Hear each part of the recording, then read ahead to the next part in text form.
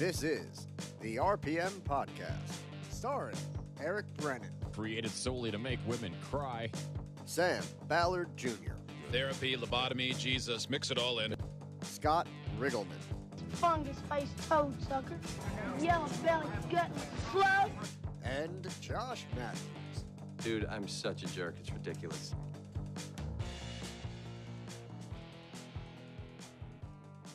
Okay, guys, and we're back again. Welcome back. It's episode 118 of the RPM podcast. It's November 6th on a Tuesday night at 9:30. We're recording this, and shorthanded tonight. Just me and Josh Matthews. I'm Scott Riggleman at the Edge of Divorce Motorsports Studio in Manchester, New Jersey.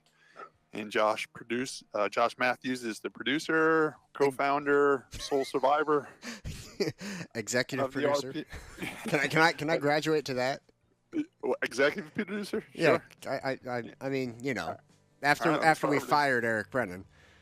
Josh Matthews, executive producer. Yay! Sole survivor, original cast member, sole survivor at the Josh Matthews Family Studio in Waretown, New Jersey. We did hear from Eric Brennan today, though. I mean, it was great to hear from him. He did tell us he is coming back after the holidays, so he's sucking me back in, and I believe him like always. So he didn't say what holidays, but he did say he's coming back on full time after the holidays. He didn't pick a year.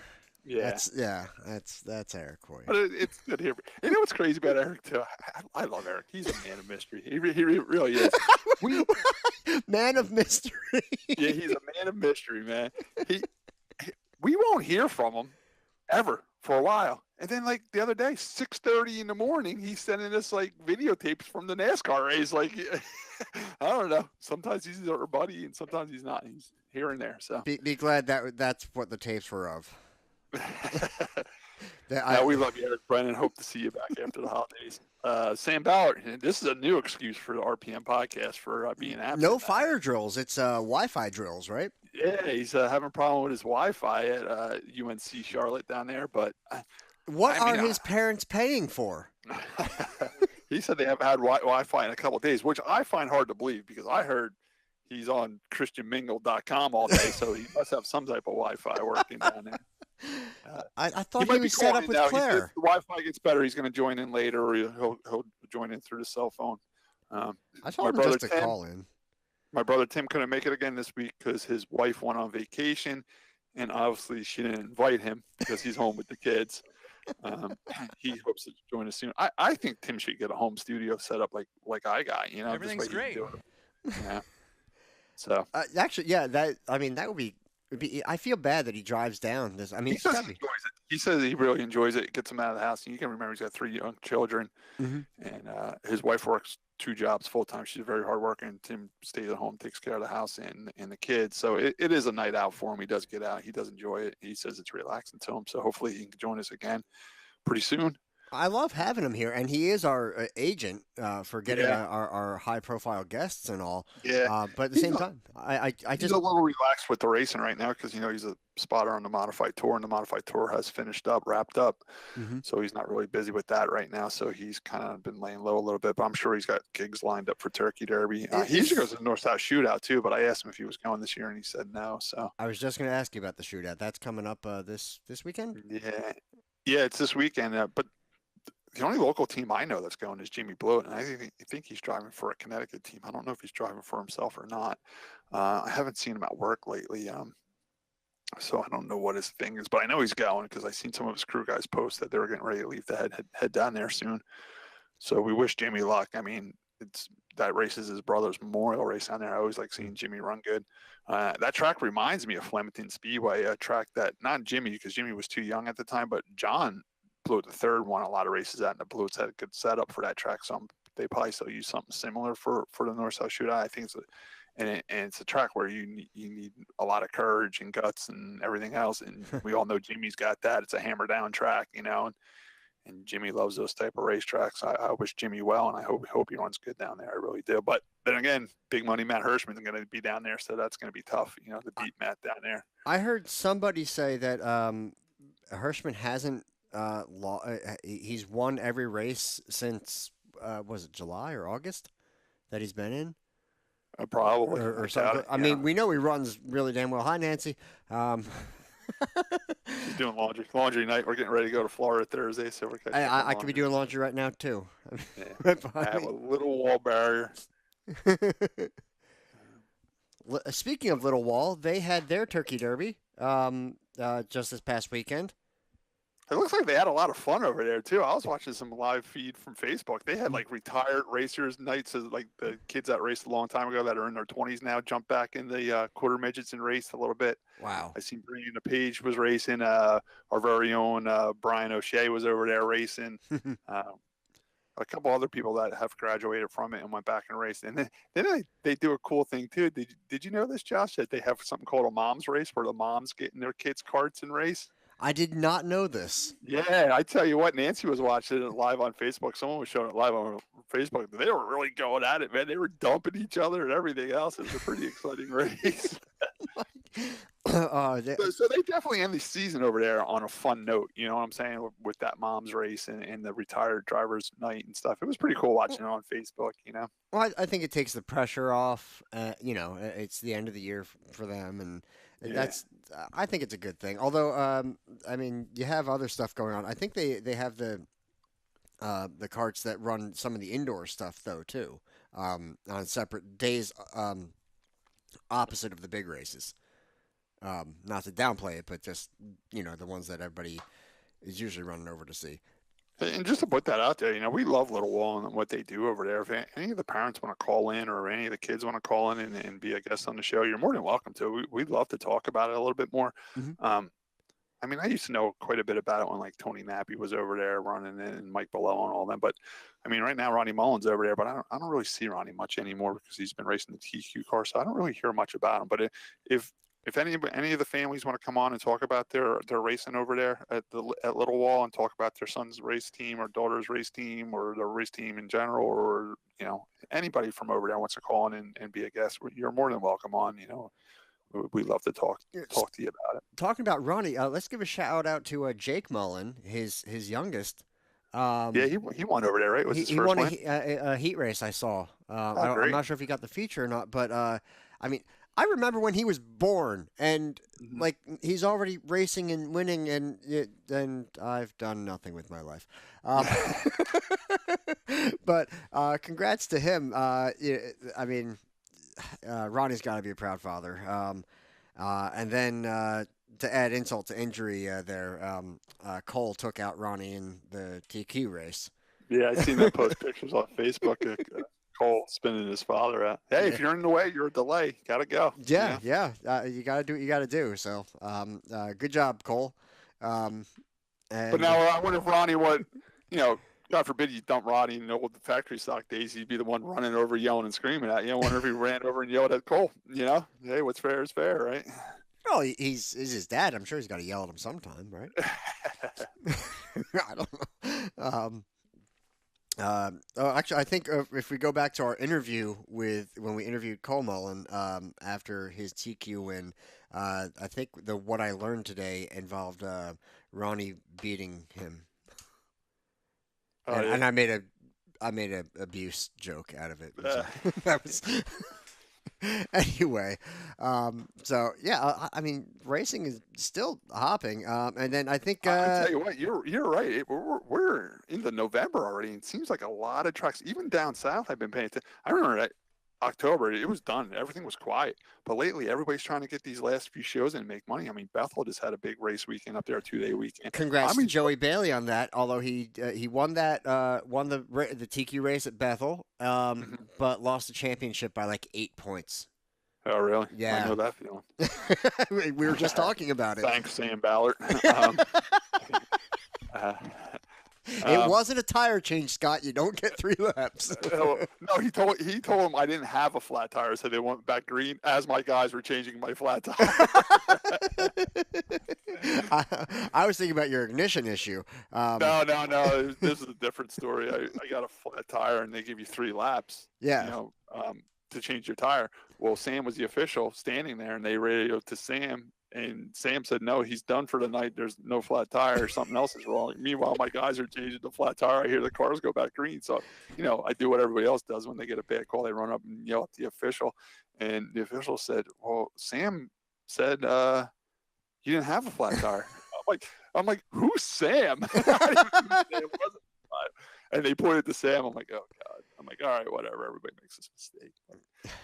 Well, hopefully he learned from it. That's, or else I'll have to run him over again. Yeah. So I forget where I was going to go off of that one. Well, we used to. I got a little new segment we started with called Show and Tell. I was going to start off the show with that, even though we're 10 minutes into the show. Could be worse. But today, I cleaned the shop up. Finally, in my garage, I got a weekend to go out there and clean up, and it turned out nice. But I did uncover some artifacts out there, and what I have now is the 1999 wall review. Oh boy! It was the winners from the 50th wall opener. So that's what stuck out to me. That was the 50th year, anniversary year of the track being open 50 years, and I'll show it to you. See if I can get it with the angle. Yeah. Now, one cool thing about the cover of Wall Review is they put the winners on there. Mm-hmm. And very coincidental, the winner right here, right there. Okay. Is a guy named Scott Riggleman. Huh. And it says Scott Riggleman rejoiced in his first street stock victory in 23 months. So I was on a little bit of a dry spell. Other winners on this night were Jim Willis, which is Uncle Jim to my nieces. And unfortunately, Jim passed away a few years ago. So Jim Willis won the modified race, the week before this. Jim Willis was joined by the Coors Light girls following his opening night modified score. And that was cool. Back then it was the Coors Light racing series, and they had Coors Light girls there every week in Victory Lane and everything like that. Wow.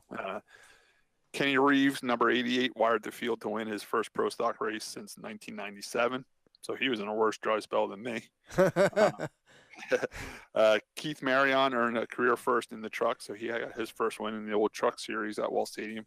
And a guy named Kevin Welsh returned to Victory Lane in the Legend cars. Pretty cool. I liked flipping through it. Scott, what haven't you won in? I never won in I won heat races and consies in a modified, but I never won in a modified, which I'm not happy about. Have you ever driven a 4-cylinder super modified? Nah, but I would. Well, I didn't have to ask that.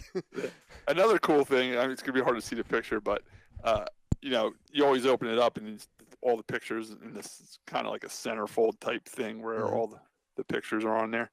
I opened that up, and there's pictures of Martin Truex Jr., who is our reigning Monster Energy Cup Series champion. He had a bad night that night. Scott Riggleman won, but it says right here, beyond a shadow of a doubt, the most thoroughly trashed mod was that of Martin Truex Jr. His car bounced off the fence right beneath the starter stand, and it's a bad one, man. It's right here. I look at the aftermath, finds a pair of Hoosier tires and front bumper separated from one of the modifieds involved, which was Martin's car. He destroyed the flagger stand. That's when they didn't even have the metal guardrail up yet. It was all wooden fence. Right. Cars weren't the only thing damaged in this massive wreck. Wall's board fence was crushed by the force of the impact. Heavy equipment was called in to help repair the mangled fence. Racing resumed after a brief delay. Best of all, no injuries resulted. But there you go. You're very lucky. Yeah, the car is destroyed. I don't know how that accident happened, but it was just crazy that our reigning. He's come a long way. He only raced Wall like 2 years, and they got him out of there. I talked to his father one time. He did win some big races there. I think he won a Turkey Derby Garden State Classic and all that stuff in the 2 years he was there. But his father, I talked to his father. I said, "Why didn't you let Martin race there a little bit longer?" He's like, "He raced there 2 years. We got him out of there." He said, "Because from there on, if he would have kept racing there, he would have just probably got some bad habits. So they got him out of there, Okay. Because it is rough racing over there a little bit." I just thought it was pretty cool that, our reigning NASCAR champion had a bad night that night at Wall Stadium. So this goes to show you everybody has bad nights in racing, and especially at Wall Stadium. Yeah. A couple other things I just want to show you how tough racing was back then in '99 in the street stock division. and we're getting that way in the factory stock division. That division's really getting tough. Hmm. I mean, we definitely had a full field. We even had a Consi, and the Consi, there was 1, 2, 3, 4, 5, 6, 7, 8, 9, 10, 11, 12, 13, 14 people in the Consi. And it, yeah, That's in the Consi. yeah. That's like a full field in the modifieds now at Wall Stadium. And listen to some of the names. Greg Costello, he races late models now. He was in the Consi. He was in the Consi. Then there was Lee Allen, who is a dirt champion now. He was in the Conti. It looks like he didn't even make it. And his brother, Chris Allen, was also in the Conti. That's how tough it was.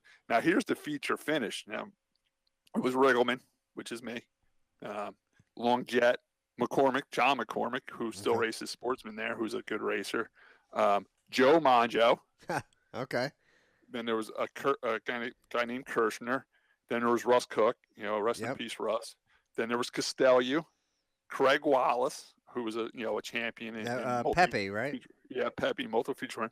Then there was Rich Monjo, Darren Burge, Steve Costello, Jeff Green, who's still involved in racing by printing T-shirts, Ron Freeze, who wins everywhere in the dirt and asphalt,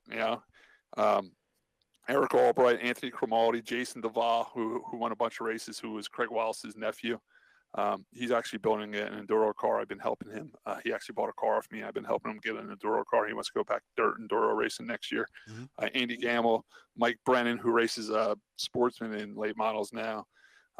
Lee Allen did make the race. He was towards the back. I mean, Larry Thompson, he finished last. He races Sportsman now. I mean, it's just like, it was packed with fast cars back then, and racing was tough, just to qualify was tough, Rob Longo actually earlier today shared a video. Video. I watched that. Yeah, he ran good in that race. Yeah, he finished second. He said it was towards the beginning, like he was just learning and getting starting to get the hang of. Yeah, that was a Pontiac too. Yeah, I remember that car. He had like this weird Pontiac motor in it too. You know what I'm saying? Like, yeah.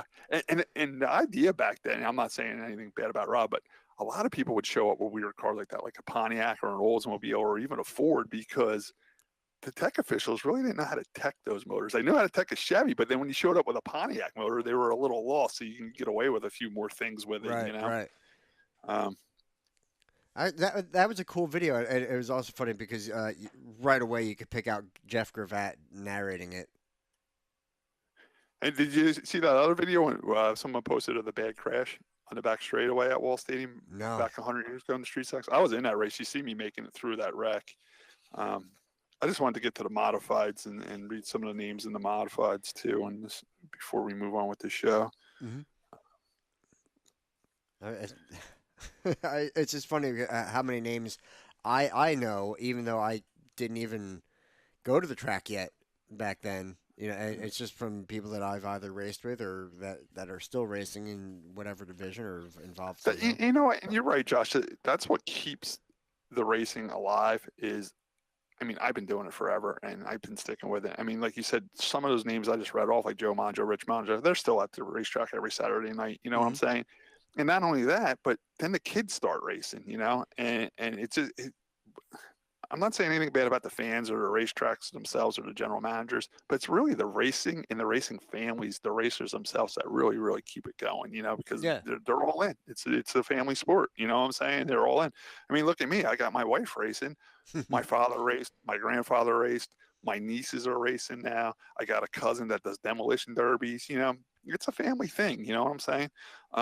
Although I do find it funny because, and your brother obviously may not be driving, but spotting, exactly. in a very important position. I still find it funny how you guys said that the most that you talk seems to be to each other. Is this podcast?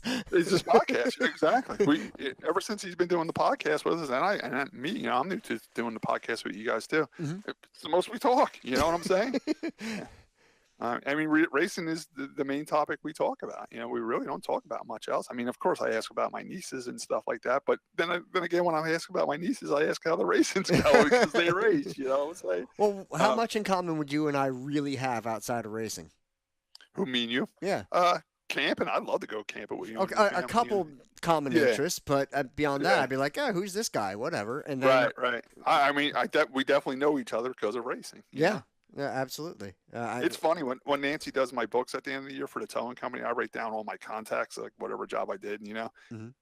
Like 90% of the contacts are people through racing. I tow for Barney's service center, which is Dick Barney. I tow for Kremer's Auto Repair, which is Charlie Kremer. Bob Nelson's Plumbing. That he used to own race cars over there. I tow for Atlantic Sprinkler that sponsors race cars over there.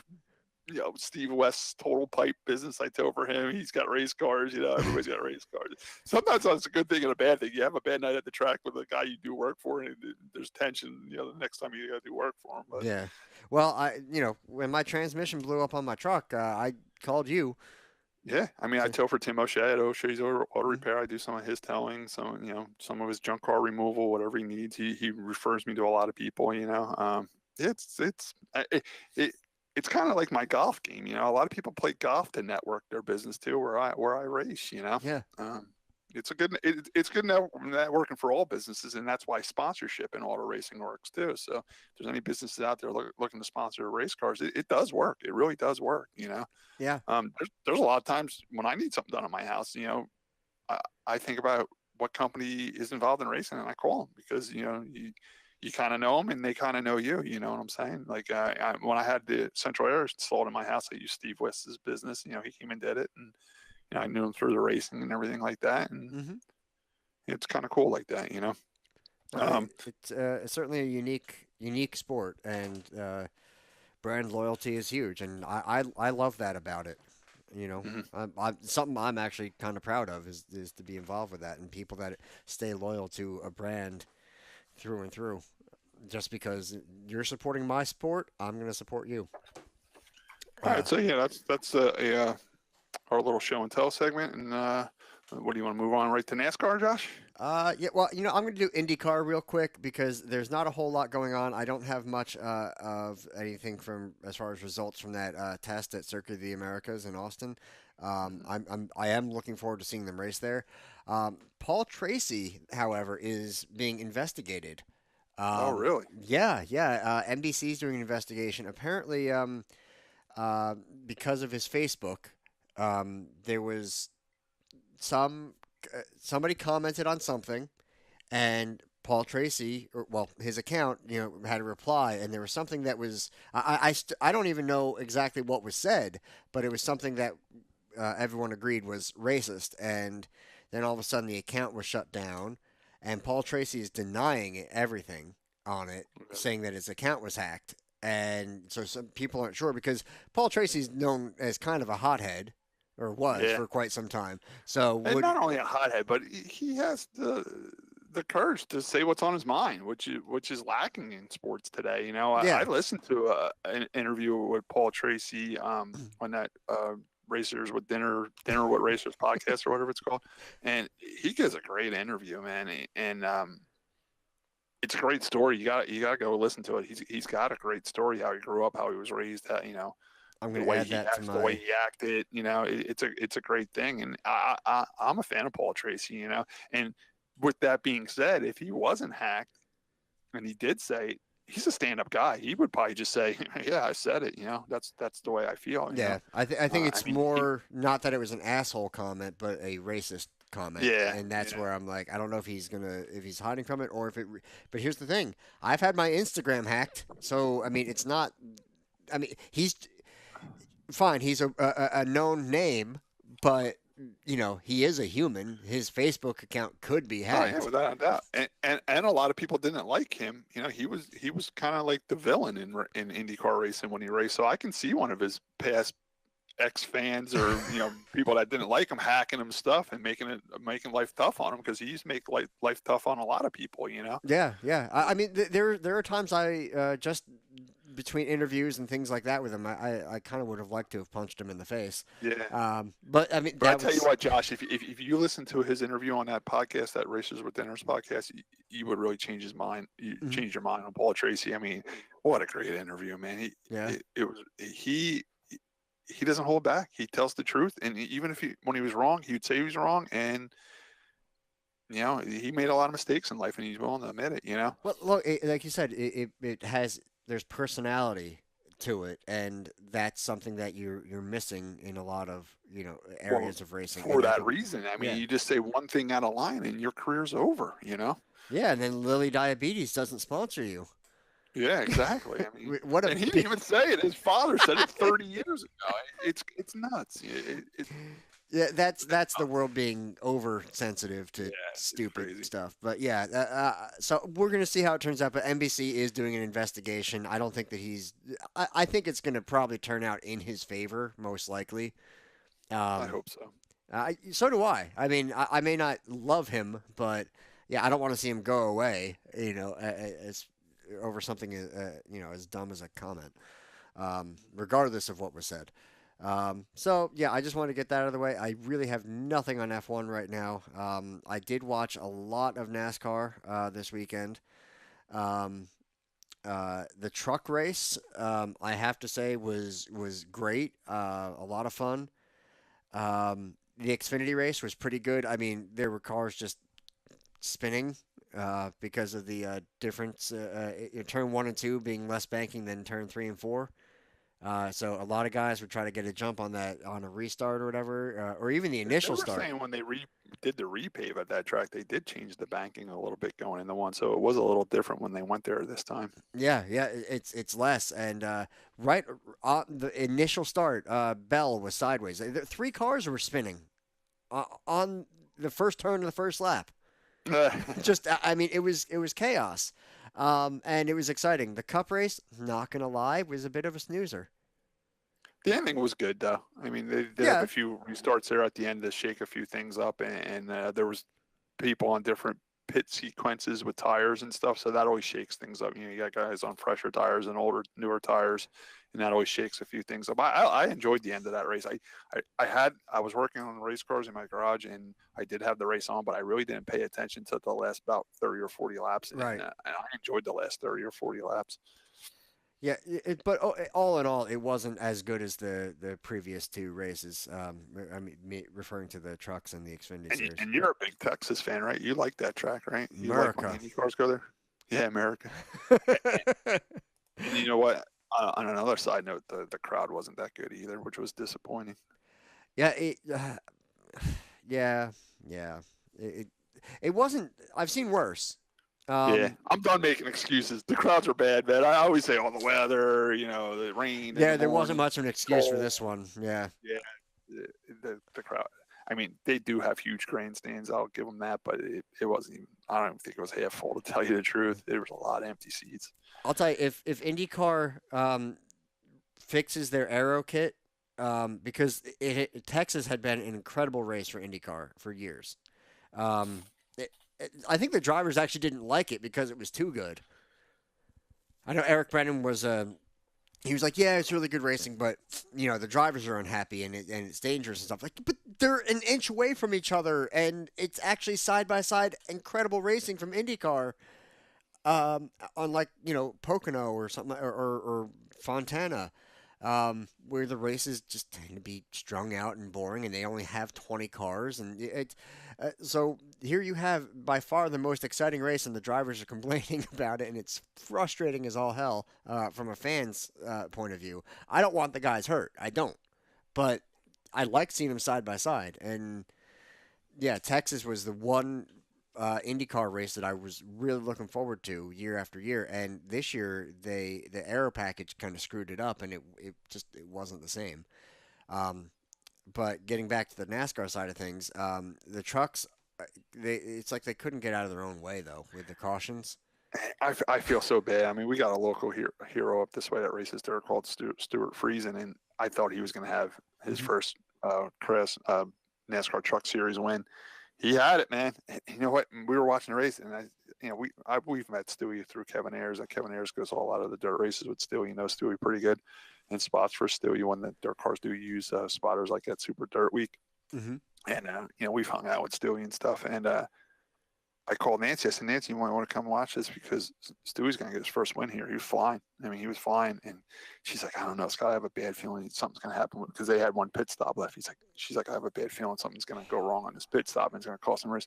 As soon as she says that, man, he comes down pit road too fast and gets a speeding penalty. That just killed it. Yep. Yeah, it just killed. I felt so bad for him. You know, he had it. His truck was so fast and he was gone. And it just kills me when they make mistakes like that because he had such a good lead. He could have went in the pit road easy and still came out. You know what I'm saying? Like he didn't need to speed there to keep it. You know? But, Yeah. But you get, but also maybe the nerves. Maybe if you're thinking about where you're at, and it just your mind just gets overwhelmed. Well, plus you got to remember Texas is a very, very fast track, so you're going from super fast to super slow, and sometimes it feels like you're not moving at all when you slow down from that high of a speed. So he might have thought he was slow, you know, but he just made a bad mistake there. Yeah. And again, too, he is a dirt racer, and how often do they do pit stops other than the Super Dirt Week and maybe the Empire State race? You know, Yeah. the Eastern states at Orange County, they might do a couple pit stops there, but he doesn't have much experience doing pit stops. I know this is his second year in the trucks. But the trucks don't pit a lot, like because the races are short. Like the Cup, they'll only pit once or twice a race. So Yeah. he maybe only have 50 or 60 pit stops in his whole NASCAR career. You know what I'm saying? So he made a short tracker's mistake in the higher league. You know, by speeding on pit road. He's going to win though. I mean, he's definitely got a win coming. The equipment's there, the talent's there. Yeah, it's going to happen. There. It's kind of like the Brian O'Shea thing where. Yeah. How have you not won yet? But it's coming. You know, it'll eventually happen. You know, it also reminds me how Eric Almirola won too. I mean, he lost a few before he won it. He had a few of them wrapped up too, and it's something late in the race would go, stages of the race it would go away, and he finally knocked the door down and won. Casey Kane was the same way. Stewie's going to win. It just, it might not be this year because they only got 2 races left, but it might be. He might win Homestead. You never know. But I just hope he's back in the Truck Series next year. I'm hearing rumors he's going to Xfinity next year, but I don't know how true that is. Right. I would like to see him stay in the Trucks one more year and get a few wins before you move up. I've seen them move the guys up too fast. Chase Elliott. Look at Daniel Hemrick. Yeah, I like Daniel Hemrick. He's cut from the old school cloth where he grew up in Kannapolis, North Carolina. He started racing in, Bandoleros at Charlotte Motor Speedway in their summer series. And he went to legend cars and modifieds and late models, and he's moved up through the ranks. But they're moving him to Cup next year. And he's been in the NASCAR Top 3 series for 4 years, 2 in truck and 2 in Nationwide or Xfinity. He hasn't even won a race yet. I mean, he's got a shot at the championship. Don't get me wrong. He's in position where he could win the championship. But 4 years in those 2 series, 2 in the trucks, 2 in the Xfinity, no wins, and they're moving on the Cup. I don't know. But he's been, like, if you look at this past weekend, he's up there in the top few. I mean, I think the experience might be there. That's where, the wins aren't. But yeah, like I would say that as much as we make fun of Redneck Jesus, Dale Earnhardt Jr. I mean, he earned his stripes. He's without a doubt, man. But he kicked Nationwide series before he moved up to Cup. I think he had 2 championships or something like that before he moved up to Cup. But here's the thing: I think that he absolutely has a right to be out there with the other guys, in the Cup series. But he doesn't have any championships. He doesn't. Yeah. But I don't think. I mean, he still has a chance of getting one this year. You know what I'm saying? I mean, he's talented. He's a great driver. Don't get me wrong. And I think he will run good in the Cup Series. But I don't know if it's going to be a winning situation. I think it's going to be one of those. All right, if we finish anywhere from 10th to 20th, we had a good day. You know what I'm saying? I don't know. I see. I know that that's the reality of it for some teams. I hate that that's the reality of it. Yeah. I'd like to see, I want to go back to, when you could have, 35 out of the 43 cars were, could have had a chance to win, let's say, and you had a couple starting park guys, but other than that, you had, some good names and, you had a good week or a bad week and, it's frustrating that, all right, well, as long as we keep staying in our, like you said, 10 to 20, that's where we expect to finish, then we're doing a good job. It's like, I'm sure the ambition is there to want to get better and move forward, but how far can you really? I don't know. I get frustrated with it. It's I want to see that that drive and those teams, get better and move forward. And who would have thought Furniture Row would have ever done anything? And on their own, who know they probably wouldn't have gotten very far. But that whole alliance, thing is what really got them, to a position where they're able to, win a championship. Right. I'm not saying they're stupid. It's just how do you get that knowledge, especially if you can't afford the wind tunnel and all that. So, interesting thing from the truck race. Todd Gilliland runs out of fuel, or is that David? I forget. Gilliland runs out of fuel. Um, uh, I I don't think that they gave them enough time to say, hey, you need to save because like we're short. Um, and it was close. Justin Haley gets the win. Gilliland did give one hell of an interview. Very, very classy, very respectable interview. And at a young age, I think he's only 17 or 18 years old or whatever he is, and for him to keep his composure at that young of age was very good. Yeah, he's well trained. I mean, he's trained to be a NASCAR superstar, and I knew that was a test for him, and he passed it with flying colors. Yeah, I will gladly support him now, especially after seeing that. I mean, tough day, upset, allowed to be upset, rightfully so. Still gathers it all together and talks calmly. That was just amazing. Um, with the Xfinity race, talked already about Bell and the other guys that sideways right off the start. Um, then there was another time. Cole Custer, Gaze, and I forget who else. Um, they're going three wide going into the turn, and it was coming up on slower traffic. I don't know how you didn't see contact coming, uh, or something coming out of that, but that was another spin. Yeah, stage three restart, and they spin. It's been the restarts were just killing them. Um, Kind of like a sportsman race at Wall Stadium. yeah. They should have made him start single file. It probably would have helped them, but at the same time, it actually was, compared to the Cup race, getting these guys side by side actually, I would say more often than not did work and was exciting. But that less banking in turns 1 and 2 really threw these guys for a loop. And even with like sticker tires, they didn't have it.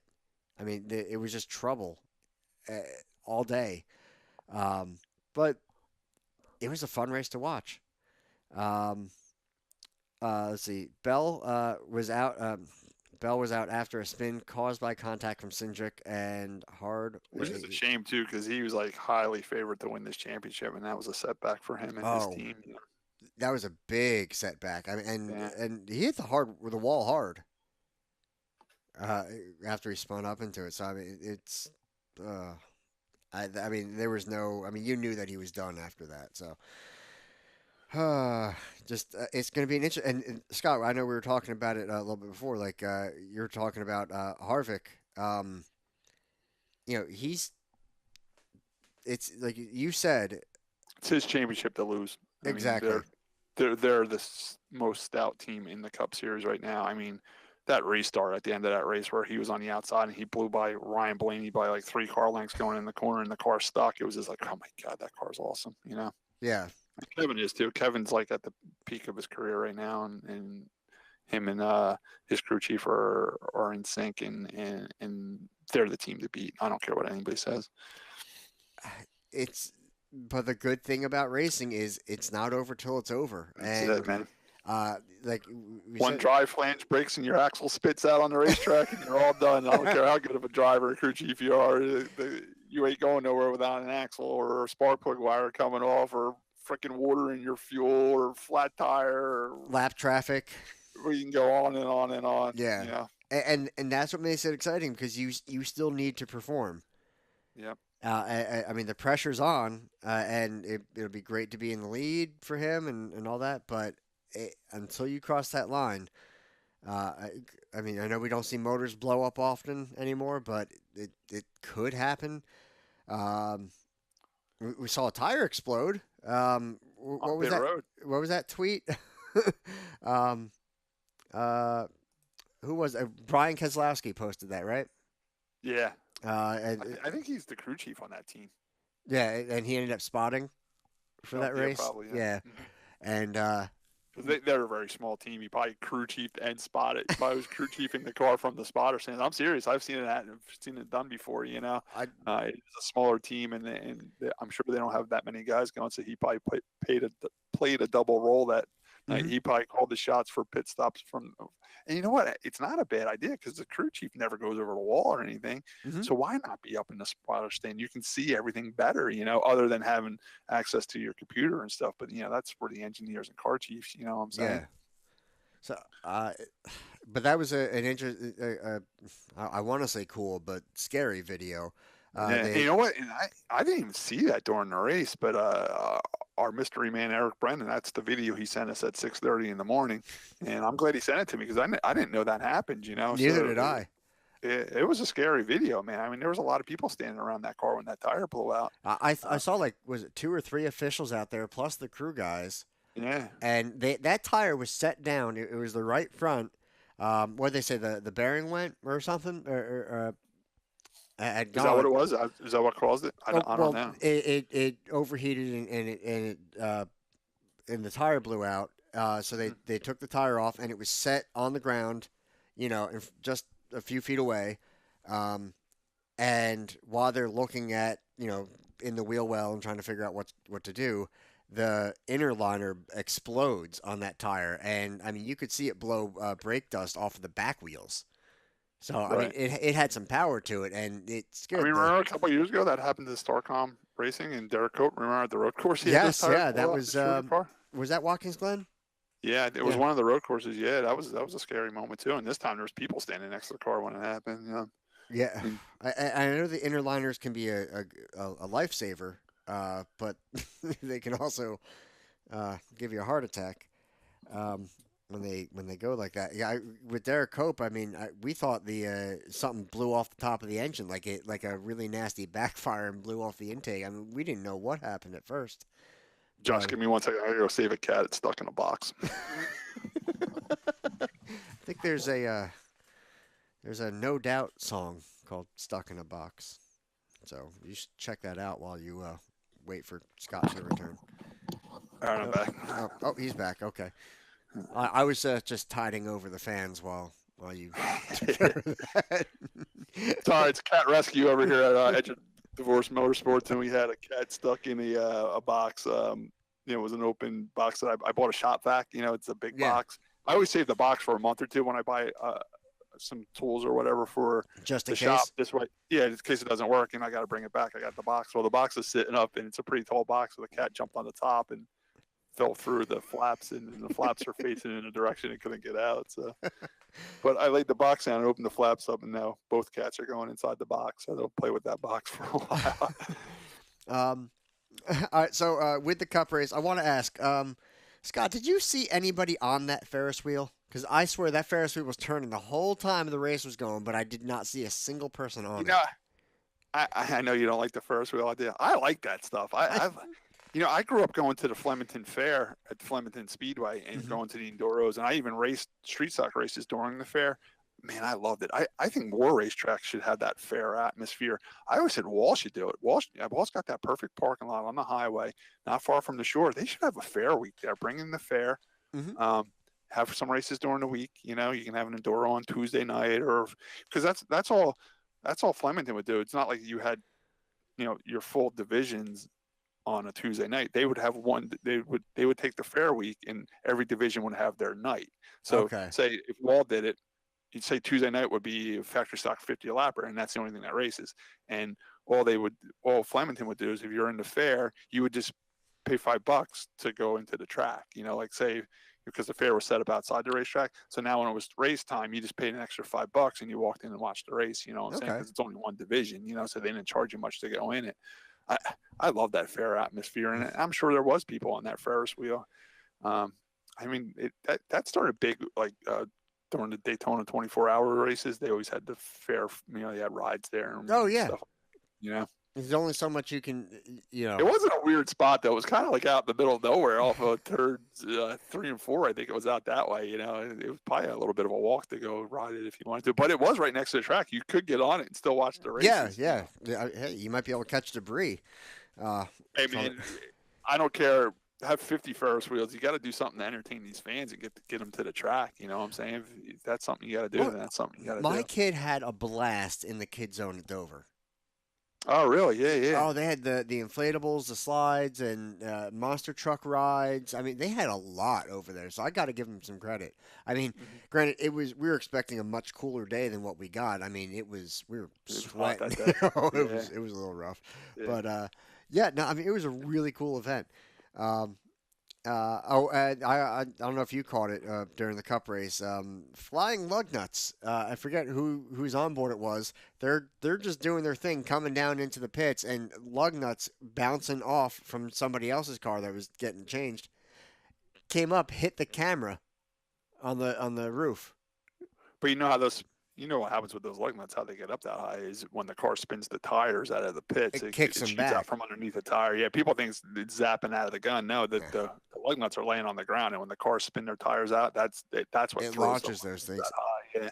That's also how you get the sparks to light the fires when Right. the fuel's on. Yeah, exactly. You're right. Which I hate those. A quick shout out to Well, with that being said, I mean, a simple fix for that would be just go to the one big center lug nut like Formula One. Would you like to see that, or you like them changing to 5 lug nuts? I don't. That's a tough one for me because I see where you wouldn't have to worry about the Loose lug nuts yeah, and all like, that stupid stuff. we have a loose wheel or a loose lug nut or we missed one. Yeah, you wouldn't be worrying about that. But I've seen failures with the pit guns with like Formula One. Haas had 2 failures in the same race, one right after the other. I think it was different wheels though. Where you couldn't tell, was it cross-threaded, where the gun wasn't working? It was a mess. So you can still have problems. So I don't think it would solve much other than that one issue, and then you have to reuse that center hub thing again, as opposed to you're not going to get 5 new lug nuts. Maybe it might save the teams a couple bucks. I don't know, not really much, but I don't know. I'm not sure where I really stand on that because other than it would I make it. would take it a step further than that. Would you like to see how the air jack's built into the car like Formula One, where it lifts the whole car up and then? Well, you already one have center that lug? in like the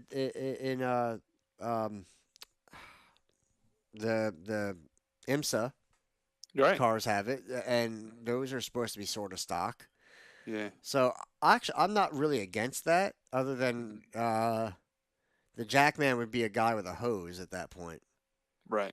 So He would he plugs just? the air in, right? And it lifts the whole then car. he wouldn't be able to move any. I heard the reason they don't do it in NASCAR. I mean, they want to keep it traditional with the pit stops, but I heard the cars are too heavy, and like on hot summer days, it might. Most of the pit spots are concrete, but when the ones that Yeah. are still asphalt, they would push down into they wouldn't lift the car up. You know what I'm saying?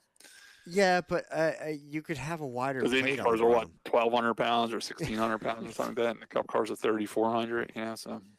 Yeah, but at the same time, I've had a jack, leave prints in a driveway before. Oh, yeah. Just a regular, the one I use for the race car.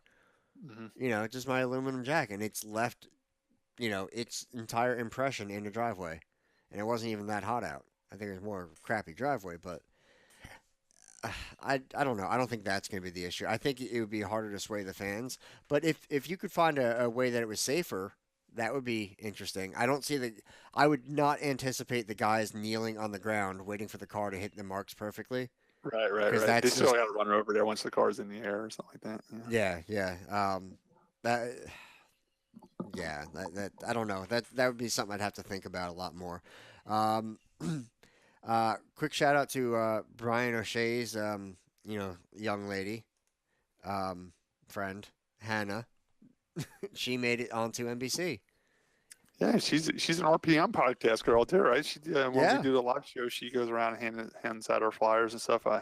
Hannah DiMartino, her father races at Wall Stadium in the so very popular Sportsman division. Womp Uh, womp. um, yeah, Hannah, they do a thing on NBC Sports when the races are on where you can tweet to NBC, and she tweeted in, and it got posted, and And she she tagged Wall, or she yeah, mentioned Wall Wall Stadium. So Stadium. she promoted Wall Stadium, and she was wishing Martin Truex Jr., who is a graduate from Wall Stadium, good luck that day. And she got on and she got talked about. So that was awesome. Good job, Hannah, and good heads up move. Promoting your local racetrack. Yeah, I thought that was pretty cool. So, I tell you what, Hannah's all into it. She never misses a race. She's in the pits every week. She always has a smile on her face. She's always rooting for somebody in the grandstands. She loves the sport. She really does, and it's good having people like her. And she's a younger girl, so it's good to see that younger people are still involved in our sport and still love it. yeah, uh, I think it's great. I think it's a lot of what the sport needs. And I know we have a lot of young people coming up from Little Wall and running our Sunday series, but having young fans as well, and not just the old timers. Um, I want to talk about loose wheels. Apparently, a theme, especially towards the end of the race, was a lot of drivers thought that they had a loose wheel. And apparently, that's actually a product of the tire. They felt it in testing um, earlier in the year when they actually brought that tire to Texas and were running it. It in the beginning, it would actually feel like you had a loose wheel. And so they were telling Harvick to just ride it out. Truex had it as well. Um, and he was trying to ride it out and said, no, it's getting worse. So he came in, ended up driving through too many pit boxes, got a drive-through penalty for it. But that was a weird towards the end of the race, kind of a what is going on? Is everybody just braking? Are they missing things? Are lug nuts getting stuck behind the wheel? We've seen that happen before, and jamming it. It was kind of a mess. Oh, and as they cycle through pit stops, Sam Ballard Jr. Holy crap! Jimmy Johnson led a lap. Thought he. Jimmy Johnson had another tough race. You see what NASCAR did to him? No, no. You didn't hear all that? He had to start in the back in that race, and the reason Oh, why go, go. the reason why is they have a rule: if you fail inspection 3 times, you got to, pre-race inspection, not Mhm. at post. Pre-race inspection. If you fail 3 times in the course of the weekend, you got to start in the rear of the field. Well, they summoned Jimmy Johnson starting rear in the field, but he only failed pre-inspection twice. He didn't fail it 3 times. It was a mistake by NASCAR, and NASCAR admitted that they made a mistake. I mean, listen, he failed it twice. There should be some type of penalty. So, I mean, whatever. I think he should have started in the back for failing twice. There's no reason a team that good, that big, and well-staffed should fail inspection twice. I can't believe the rule is 3 times, but he only failed it twice, and the rules clearly states if you fail it 3 times, you start in the back. And he ended up wrecking, Mhm. and they're blaming it on from where he started and everything like that. So that was a tough deal for them. Yeah, I mean, it's nice of NASCAR to admit their mistake, Yeah, but at least. it didn't change anything. Oh no, it's not going to fix it. Other than I mean, what are you going to do? I mean, you can't make it no up to 'em. different than Sam Ballard making a mistake with man. He admitted it, but it didn't change anything. See what happens, Sam, when you don't join the show? We make fun. At least the pressure's off Eric Brennan. You don't have to work. I swear Eric Brennan just listens to the show now to see what we're saying about him. So you're off the hook tonight, Eric. It's all been making fun of Sam. We made fun of him already. Yeah. So, I tell you what, Eric does listen to me because as soon as that podcast pops up on YouTube, he's saying, "Josh, why'd you say that about me? Josh, why? Josh can't keep your mouth shut. Josh, this." show up and prevent me from saying it. I dare you. Oh That wait, one you're time fired. You say something, I was going to message back and say, "Well, keep listening to Eric. It only gets worse." We should hide. Whatever we got to do to get viewers and listeners, at least we know Eric. We keep him. We know that. I'm sure our diehard listeners are laughing and like, oh, Eric. What did he screw up now? And the list goes on and on. We'll have a full report for next week. All right, so I guess that we already talked about the Paul Tracy investigation, which Yep. I knew nothing about. I'm glad you brought that up. I didn't hear anything about that, and I hope it doesn't affect Paul. I mean, one thing he did say, he kind of needs that job. It kind of brought him, gave him purpose. He was kind of, after his racing career stopped, he did start like a motorcycle company or something like that, building like choppers or some type of Oh, motorcycles or who something didn't like that. at that time? Yeah, I know exactly. He said though he was surprised that they called him to work on the TV side, and he really enjoys it, and he enjoys he needs the income, and he's glad that they bought him in. King kind of gave him like the second lease on his racing career, by being an announcer. So I hope they don't get rid of him. I enjoy listening to him. He's got great opinions. He's got great feedback because he's been there, done that, and I hope it doesn't affect him.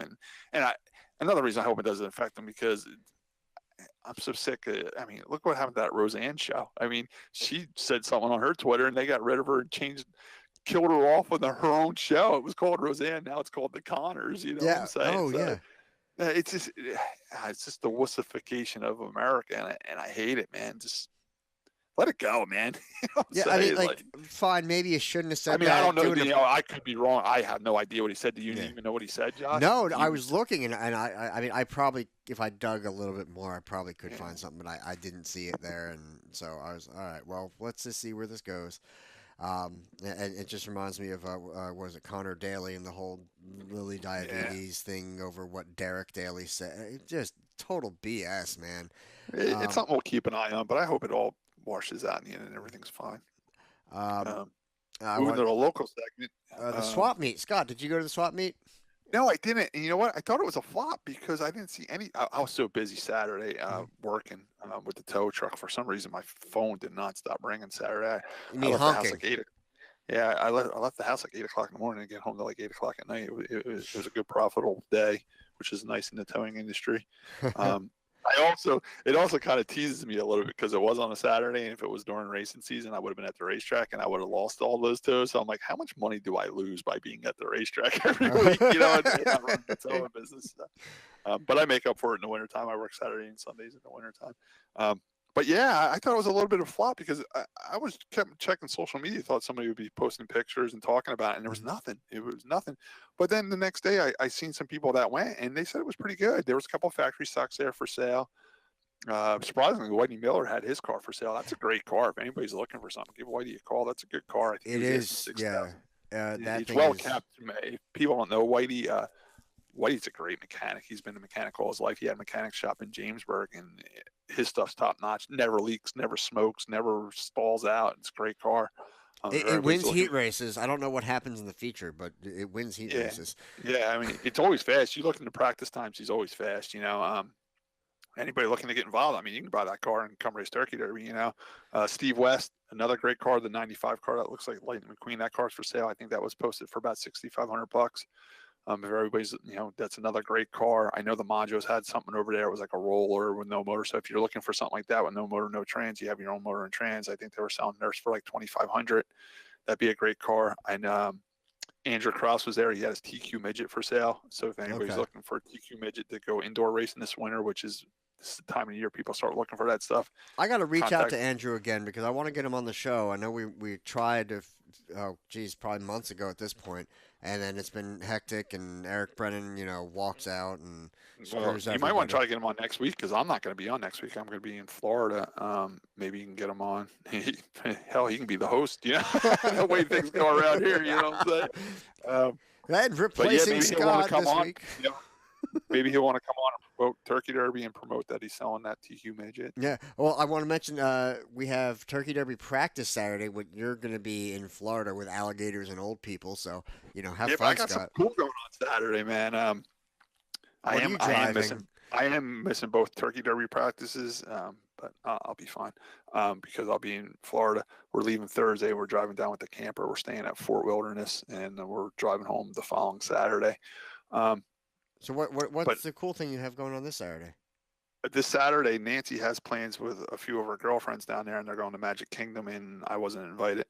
So I have nothing to do Saturday. So I started searching around. What am I going to do Saturday?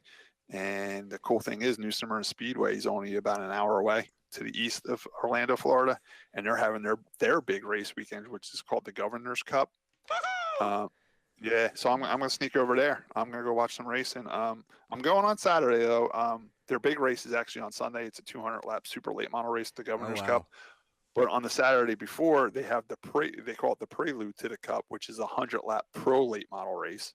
Um, Another cool thing about being there tonight, I see their lower divisions, which I like their pure stock divisions, their bomber divisions, their 4 cylinders. I love that stuff. I love Mhm. support divisions. I always have.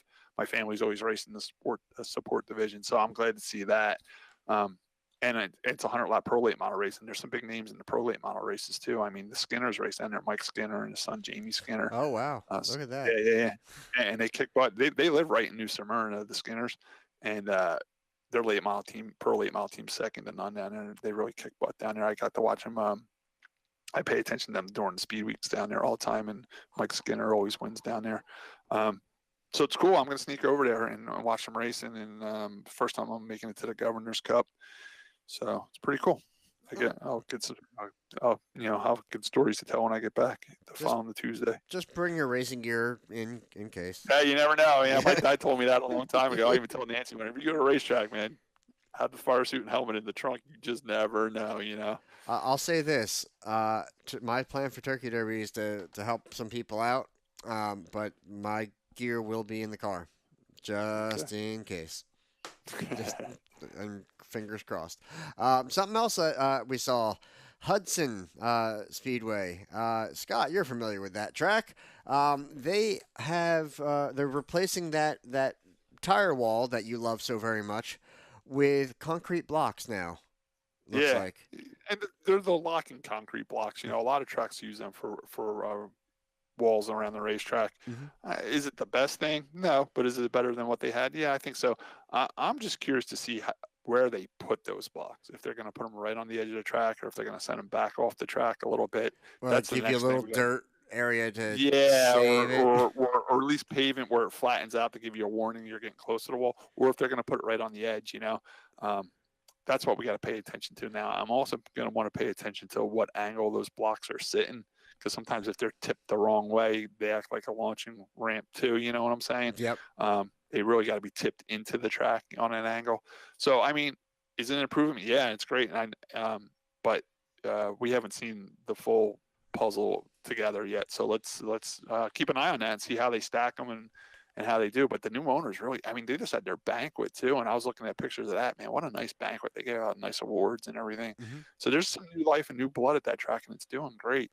I also seen a picture on Facebook that they ripped all the boards out of the grandstands and they're replacing all that. So there's some big improvements going on up at Hudson Speedway in Hudson, New Hampshire. If you're ever up that way, it's a great place to go watch racing. That's cool. I didn't know about the improvements going on other than that wall. So Yeah. we will keep track of that and get some pictures, or you can go up there and check it out for us. Something else, I didn't put it on the show sheet, but Evergreen is looking to put in a quarter midget track. Is that right? Yeah, go kart and quarter midget track. Yeah, they said, yeah. And you know what? When Kevin Ayers ran Central Jersey Speedway, he said the one thing that really kept them going was the go karts on Sundays. It was a good extra income. And it helped pay for the big track racing. So I'm glad Evergreen's thinking outside the box. They're talking about putting an oval track in the front straightaway. Using the front straightaway and then cutting in before turns one, kind of like how the Victory Lane Road is. Yeah.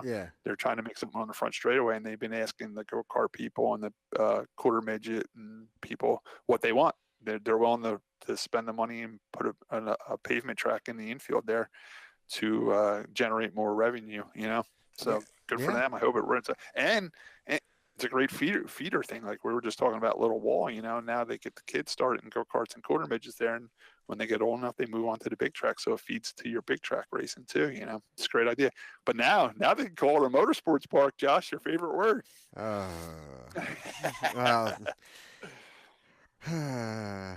I guess there's not much else in that area, so maybe they can get away with it. But yeah, but good for them, because I know that they've been up and down, and they had a terrible year with weather. I know that. Just absolutely horrendous. as did everybody else. Yeah. I mean, even this work week kills. I must killed you with the pool closings. I mean, it I poured here today. I was soaked. Oh man, me too. Just yeah, that was not fun. So Josh, what track am I going to Saturday? Saturday? Yeah, Crap.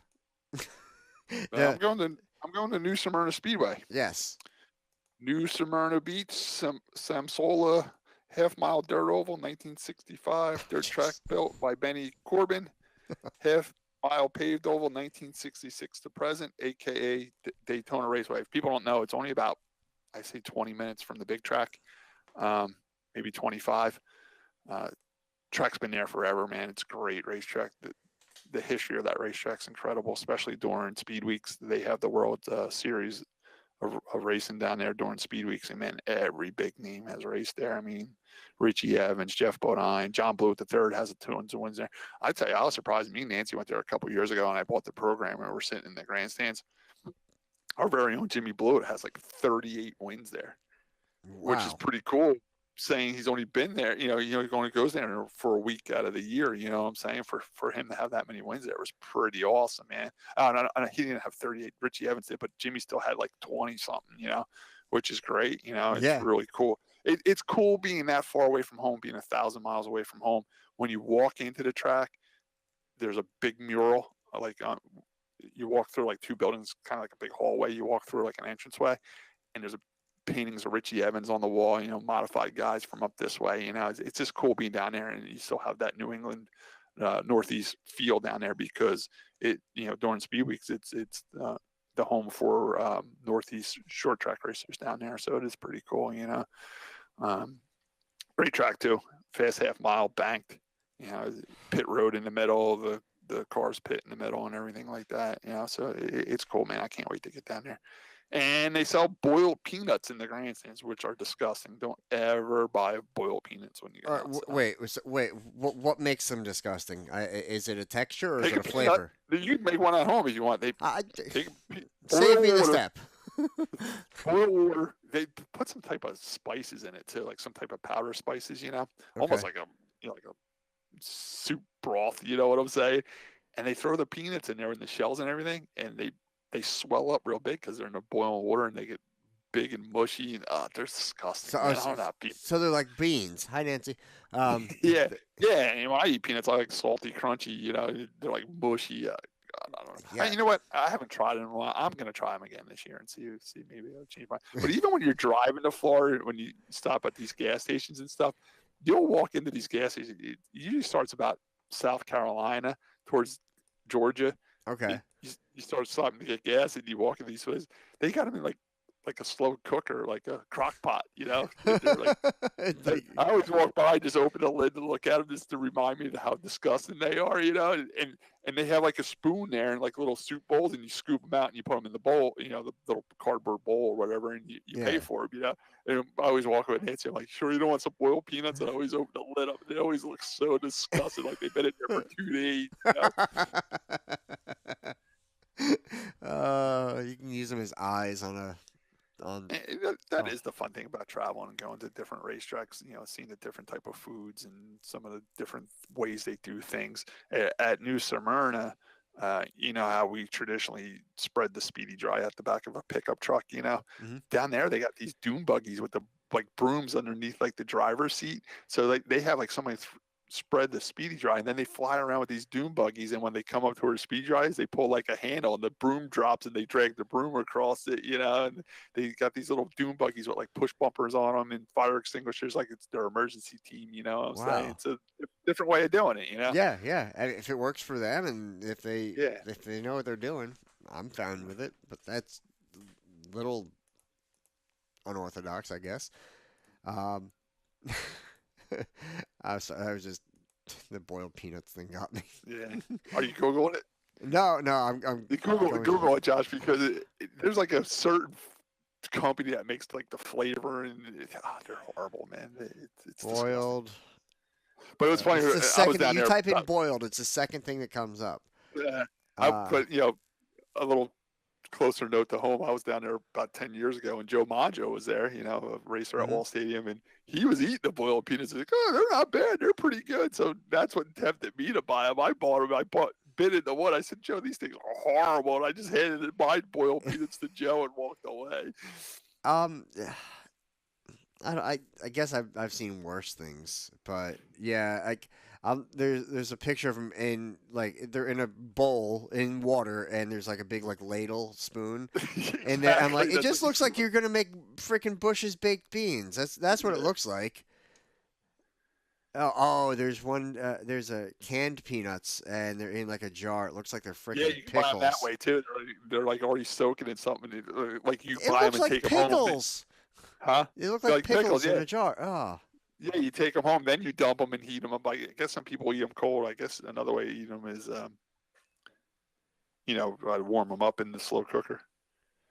I don't know. This might make me try liver And mush. and the most the worst part about having boiled peanuts at the racetrack is peanuts are bad luck at a racetrack, especially in the shell. The peanut shell is the part that's the bad luck, So yeah, that's a peanut patch. That's the name brand when you pull into these like quick checks and stuff on the not Yeah, quick checks, yeah. but these quickie marts on the way down there. They're the big name, the peanut patch boiled peanuts. Ooh, Cajun style boiled peanuts. Yeah, no, Yeah, I'm good. there's I'm different good. flavors. Yeah, there's different flavors. I'm gonna have to bring you home a can now. I don't want to be like Sam going up to Canada and not bringing home Oreos. I'm gonna have to bring home a couple cans of boiled I peanuts. will try one. I'm not. Yeah. I I'll drop some cans off at your house, and the next time we do the podcast, you have to have a slow cooker going of boiled peanuts, and you and my brother have to eat them. Yeah, okay, we can do that. We can do that. Reminds me of everybody saying about your dad cooking in the trailer. Yeah, in the back of the van. Good stuff. Well, I guess that's that kind of wraps it up, Josh. yeah, Huh? yeah. We did good. This is actually a fairly short show. So, Scott, what have you learned today? Oh, God, I'm so bad at this. I learned that Sam has internet problems, Wi-Fi. That's a new excuse. I'm surprised he thought of that on his own. I wonder if Eric Brennan fed him that one. I think it's did he accidentally say he can't get it up? It could be an antenna issue.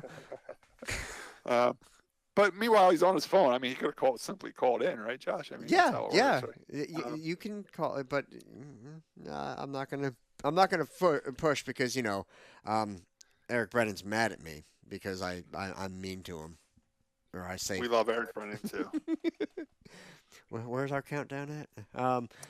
I've learned that boiled peanuts shouldn't be sold at a racetrack. They shouldn't be sold anywhere, but especially they shouldn't be sold at a racetrack.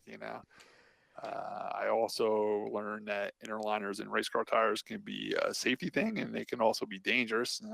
Yeah, double edged. I learned that the swap meet was kind of successful over there, and I'm glad. And you know what? They got to do it every year. Swap meets, like everything else, build up over time. And they do it like 1 year, and then they don't do it the next year. The swap meets are a great idea, and the time of the year they did it was perfect. I wish they would do one in the spring too.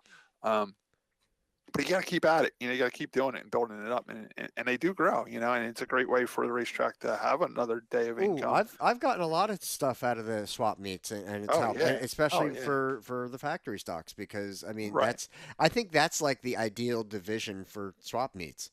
Yeah, but I mean, Jimmy Blewett was there buying and selling. He was selling some Troyer stuff off and buying some Troyer stuff. Harry Reid was there selling like lead that would fit a modified. The Barneys were over there selling wheels, and he told me he sold like $800 worth of stuff. Like he sold a carburetor and stuff like that. Wow. So there was modified stuff there also. It's a great idea. I hope they keep doing it. And speak of networking, that's another good networking place because you run into a ton of drivers and end up talking and hanging out with a pork roll, egg, and cheese half the time. And you're right, the concession stand was open, so Diane was making some money with that, which is great. It is good talking to your fellow racers without the pressure of competing that day, and you get to talk about a few things, and it's cool. Yeah, I wish I would have went, but I was too busy towing. Yeah, and I did drive right by the place too. I should have pulled in for a minute or two, but I was busy. My dad and I were gonna go. I had some last minute stuff to wrap up on the house because there's a major project going on this week. outside. But that's another story for another time. So what else? Anything else? No, I'm good. What did you learn? I learned that you're going to New Smyrna. Yep. Uh, and I learned that it's because Nancy won't invite you out on date night. Now it's girls' night at Magic Kingdom. And you know what? Girls' I'm fine night, not date going. night. I know Nancy. I mean, I enjoy the parks, but not as much as they do. And I the whole time we're going to be gone for 10 days. I'll only go to the park two or three times. Like I said, I'm sneaking out to go to the racetrack. The other times I hang out right at the camper. I love that campground. If anybody loves camping and you go to Disney, stay at Fort Wilderness. It's a beautiful campground. It's a lot of fun to stay in. There's a lot to do right in the campground. You can fish, canoe. I go canoeing when I'm there. I fish. There's like a little water park in there. There's pools. There's hot tubs. I'm going camping this weekend. Are you really? Where are you going? Goshen Pond. It's over near Atco. I can hear the drag strip from the Oh, cool. campsite, which is a lot of Is fun. that one you have to hike into, or can you drive into that one? We drive up to it. Yeah. Okay, cool. Yeah. This is our lazy camping for the year. Yeah, That's how we classify it. I learned that Southside Speedway is tough on tires. Yeah, it's like a cheese grater, man. I raced there. How many 2001. wins, Scott? 5 wins. I have 5 Okay. wins there. 5 wins and 6 starts. Great racetrack. Cool little racetrack, quarter mile. It's called Southside Speedway because it's on the south side of Richmond, Virginia.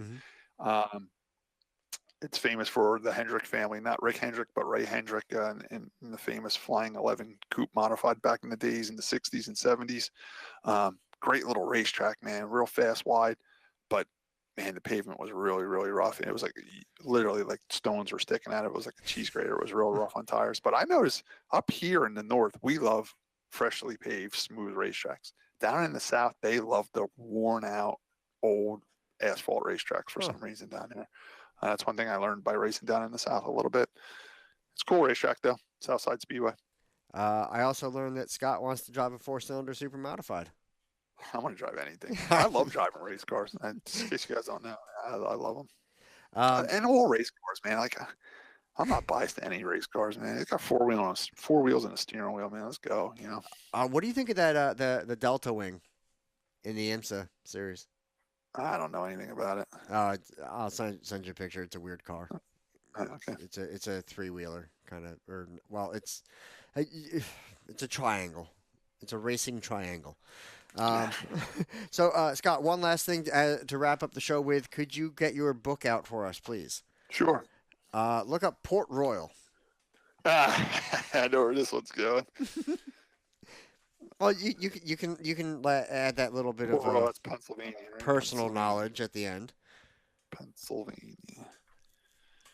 ONOP. Pennsylvania. I've never been to Port Royal. I want to go. And this year they bought the modifieds back. It's mainly a sprint car track, Port Royal Speedway. And this year they bought the big block modifieds back too. And I heard it was a real good show. So you've never been there, yet you know all that about it. It's really amazing, Scott. I mean, I follow all racing, man. And Port Royal, it's in western Pennsylvania. It's a little bit of a hike from here, but I would love to go someday. I'm telling you, Josh, I just love racing, man. I don't doubt it in the slightest. It's fun. And I know I tease you about it, but it is really impressive that you know anywhere in the vicinity of it as much as you know about all different series and tracks. But it's not even like work to me. It's just it's an enjoyment where I read about it and it just sticks in my brain. I can't remember phone numbers or nothing like that, but God forbid you mention something about a racetrack, I can tell you about it. All right, I got it. Port Royal Speedway. Port Royal at the Juanita County Fairgrounds, half-mile dirt oval, 9/10/1938 to 1941. So it's an old one. 1946 to present. Russ Campbell was the first winner, a.k.a. Z&O Speedway. The original grandstands came from the old Port Royal track. New grandstands erected in 2001. There's even a picture. There is? Yeah, Port Royal. I just don't work that good, but there it is. That's Port Royal, right? Oh, cool. Yeah. Looks like what size track There's is that? the grandstands. It's the old style covered grandstands. Oh, that's awesome. Yeah, I see that. See that? What length is that track? Half mile. Half mile. Okay. It's fast. Um, Half mile. what's So I know what Josh is getting to. what's the secret about that track that's probably not listed in that book? They stole my logo from Riggleman Towing. Oh, okay. If you look at the Riggleman Towing logo on Riggleman Towing's Facebook and you look at the Port Royal, it's very similar. Yeah. I mean, I started my business in 2004. They only started their business in 1938. So I'm sure they stole that logo from me.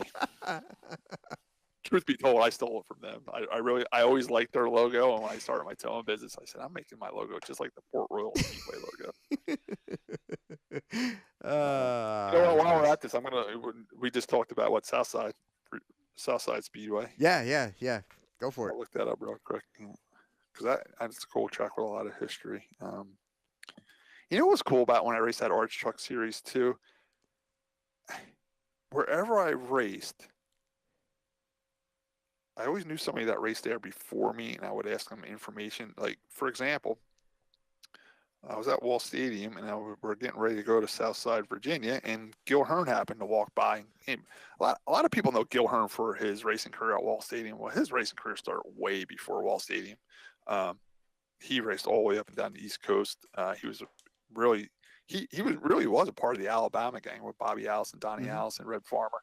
It just when they came up here to race, the money was so good up here. He stayed up here, Okay. And he ended up meeting his wife, Carol, and starting a life up here and never went back down south because, believe it or not, back in the day, the most paying racetracks in modified racing were East Windsor Speedway and Wall Stadium. So Gil just, met Carol, and she had property out by New Egypt Speedway, and he stayed up here. But I knew he raced all the way up and down the East Coast. So just out of curiosity, I said, "Hey, Gil, I'm heading down to Southside Speedway." I started saying in Richmond, Virginia, and before I even said Richmond, he's like, "Oh yeah, right by Richmond. I raced there in 1962," and blah blah blah. And another time, another one that raced down south, a lot of people don't know about was Tim Ayer. Tim Ayer, I think it was like 1990. He won the Southern Modified Tour racing championship. It was called the Smart Tour. It was Southern Modified Auto Racing Teams. Okay. And I knew he raced a lot of those tracks. So we were going to a track called Franklin County Speedway in Virginia. And I said, "Timmy, do you ever race that track?" He's like, "Yeah." And we were in the pits at Wall Stadium. And he pointed right at the racetrack. He said, "Scott, whatever you run here at this track pointing at Wall Stadium, run down there. It's the same exact track." So sure enough, I went down there with my Wall Stadium set up. And we got there early to practice. And I was fast right off the trailer. And one of the old timers came up to me. He's like, "I know why you run good here." I said, "Why is that?" He's like, "Because you're from Wall Stadium." I said, "Yeah." He's like, "Well, these tracks are identical." I said, "Yeah, that's right." He's like, back in the day, Donnie Allison, Bobby Allison, some guy named Gil Hearn used to come here and set their cars up here and then go up to Wall Stadium and win. I said, "Well, I did the opposite. I went to Wall Stadium, set my truck up, and came down here and won." So it was pretty cool. I'm trying to find Virginia here. You've certainly made your own little. Well, speaking of it, here's Franklin County Speedway, Callaway, Virginia, 3/8 mile paved oval, 1969 to present. So, and that's in that moonshine capital right there. When I show moonshiners, they were all in Franklin County down there. Yeah. And the first time I went down there, they did an interview, and I kind of knew that moonshine was popular down there. And just joking around in my victory lane speech, I thanked all the Southern race fans for welcoming us with open arms because they love the racing, and we did an autograph session and everything, and they were real nice during an autograph session and everything. So I just said, "You guys are real nice here. You treat us as Northerners great, but I'm disappointed nobody gave me any moonshine." Just joking around. Josh, when they opened the pits up 20 minutes later, there must have been 10 bottles of moonshine sitting on my race car. It came out of the woodwork, man. It was funny. So we were looking for what? Southside Speedway? Yeah, I'm in Virginia. Yep. So, yeah, you got to watch what you say when you're down there. And another thing we thought was so funny down there was I got a couple great stories at Franklin County Speedway. They had a wrestling ring in between turns 1 and 2. Oh, no. Like outside of 1 and 2. And they say if people had problems with each other on the racetrack, they could always take it out to the wrestling ring. I never seen anybody do it, but they had a wrestling ring right there. Yeah, it was pretty cool. Another thing that happened there, I actually stole the trophy there one night because Yeah, I'm in Victory Lane.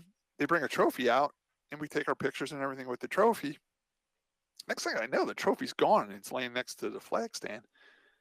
So I say to our promoter of the truck series, I said, Bob, where's my trophy? They're like, oh, they don't give out trophies here. I said, they just have a trophy here. I just took a picture of a trophy. Oh, that trophy's only for pictures, for Victory Lane pictures. Oh, So I didn't walk over to see. I just said to my cousin, I said, hey George, he was my crew chief. I said, hey George, they told me to just grab that trophy and bring it back to the trailer. He didn't know, so he walked over and grabbed the trophy and brought it back to the trailer on the way home. I'm like, George, you know you stole that trophy. He said, what do you mean? I said that trophy was only for Victory Lane photos. He's like, you told me to grab it. I'm like, yeah, I wasn't gonna steal it. I sent you over there to steal it. Yeah, we stole the Victory Lane photo trophy that night. Oh, hey, we drove 400 miles to race. I wasn't going home without a trophy. yeah. All right, here we go. Southside Speedway, Richmond, Virginia. 5th mile dirt oval, 1947 to 1947. Then it was Okay. paved. So that means they opened it up before they got the pavement there. Another track, we talked about that. Mm-hmm. 5th mile paved oval, 1948 to 1949, built by Nelson Royal. Then it was a quarter mile dirt oval from 1950 to 1951, aka Royal Speedway. Then it was a quarter mile paved oval from 1951 to 1961. And now it's a 3rd mile paved oval from 1962 to present. You know what was cool about that track? It's only a 3rd mile, but we still put it in the infield, and there was a little pit road and everything. It was pretty tight quarters in there. Wow. And they had the nicest tech building I've ever been in. Like, they literally had a garage like mine, like a steel building, with 2 garage doors at each end. So you pulled in, they shut the doors, they had a lift in there, they had scales in there. They really checked your stuff out good, and then they rolled you out the other door, and then they bought the next team in. So there was no gawkers gawking, you know, and Yeah. it was well lit, you know, it was cool, you know, it was definitely a cool track. I like that.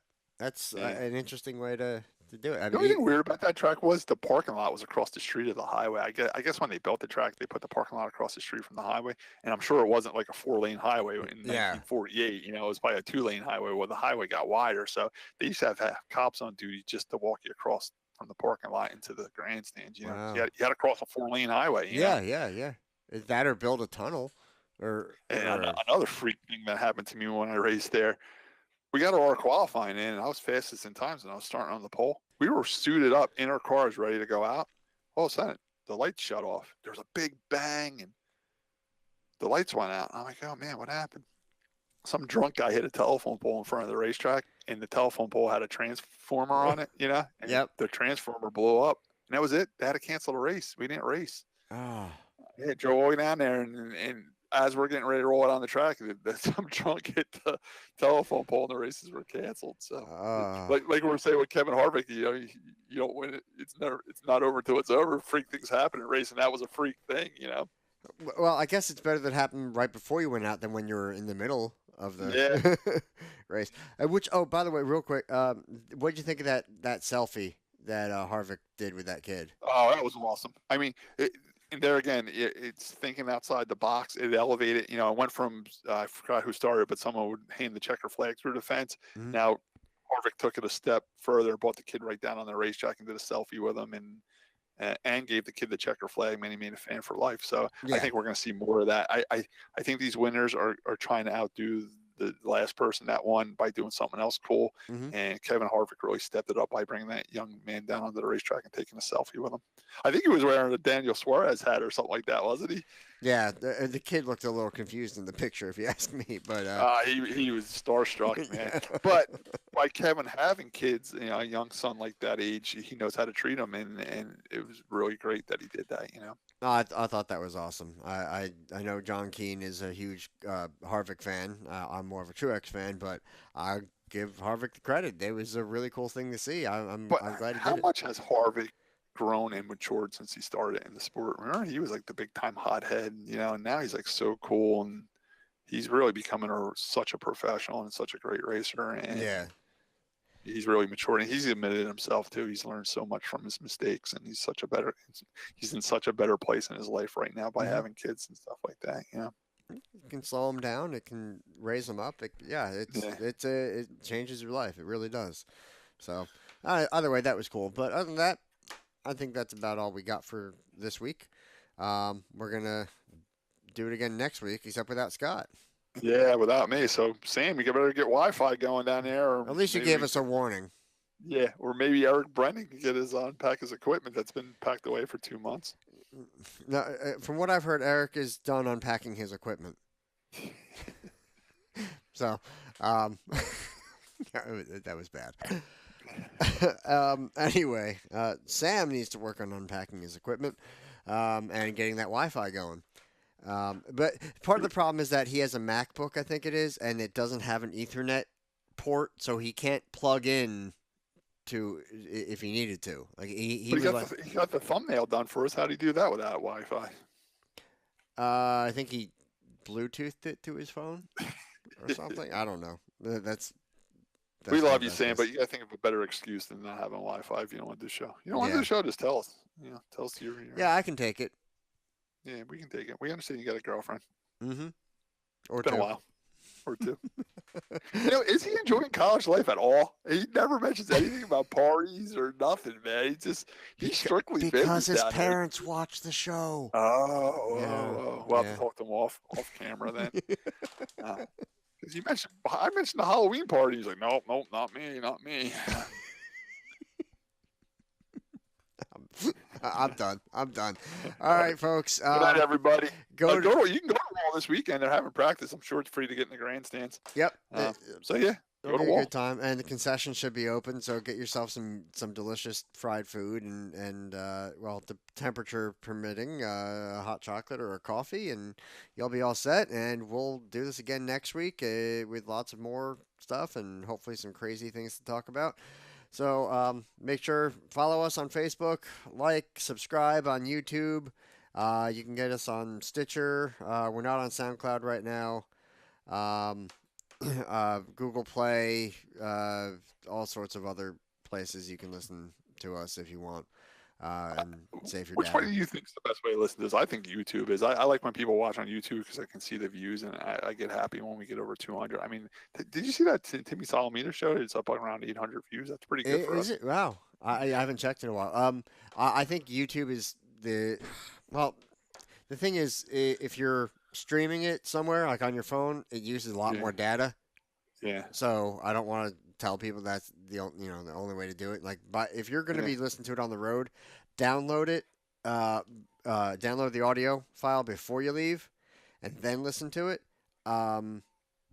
Definitely avoid the YouTube if you're on the road. But if you're listening at a home computer or at an office or whatever, just pop up that YouTube window, because then when something really goofy happens, you can actually see it. You can go like back my and cat walking across the keyboard or something like that. yeah. Or whenever I say hi, Nancy, 5 times a show, and you can actually see her wander by. Yeah, we got a long winter coming up. We're going to do this podcast all winter. So if anybody wants to come on and be a guest, you're more than welcome. Reach out to us. Yeah. Facebook Messenger is easiest. We do have email. Sam's been slacking on checking that. I'm not even the best at it. So the best way to get a hold of Sam is christianmingle.com. That's Yes. when he checks all of them. absolutely. And then I think for Eric Brennan, if you want to reach him, Bumble or Tinder is a good way. Yeah. And then for Scott or I, Facebook Messenger's good, I think. Yeah, that works for us. Yeah. So we'll set it up or reach out to Tim Riggleman, because he is our agent after all. So I heard Tim Riggleman's on grinder.com. On that note, thank you for listening. Hope to see you next time. Have a good night, everybody. Go to Good Wall. night, everybody.